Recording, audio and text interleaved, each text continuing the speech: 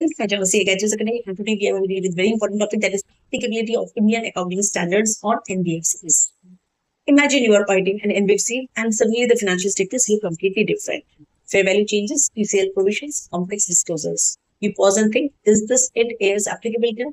That one question can make or break your audit performance. Let's understand this like a present chart.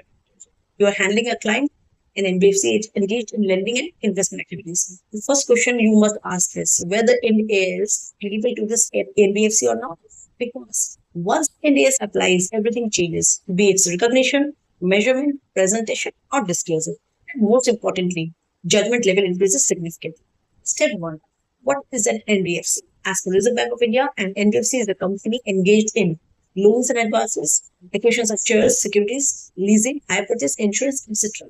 But it does not include banks. Step two, applicability framework of Ind AS on NBFCs. The applicability of Ind AS on NBFCs is governed by Ministry of Corporate Affairs notifications. Let's break down practically. Phase 1 from 1st April 2018. Ind AS applicable to NBFCs having net worth greater than equal to rupees 500 crores. Example, you are auditing an NBFC with 700 crores net worth.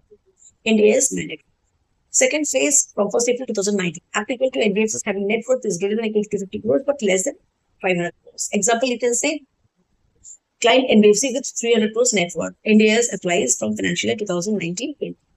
NBFC is holding subsidiary, associate, joint venture of a company covered under Ind AS. Then Ind AS becomes applicable automatically even if net worth correctly is not met. This is very important. Exemptions in is not applicable to NBFCs whose equity or debt securities are not listed and net worth is below this to 50 crores. Also, certain NBFCs may follow specific carve-outs as per regulatory requirements. Special case, core investment companies also fall under NBFC category. Applicability depends on net worth thresholds, group structure. Let's take an example. As a chartered accountant, your reference will be first one. Check net worth as per last audited financial statements. Step two, check listing status. Third, check group relationships, holding subsidiary. Step 4, verify regulatory classifications by RBI. Real life scenario, you are auditing an NBFC, net worth is equal to rupees 200 crores, not listed, but it is a subsidiary of a listed company.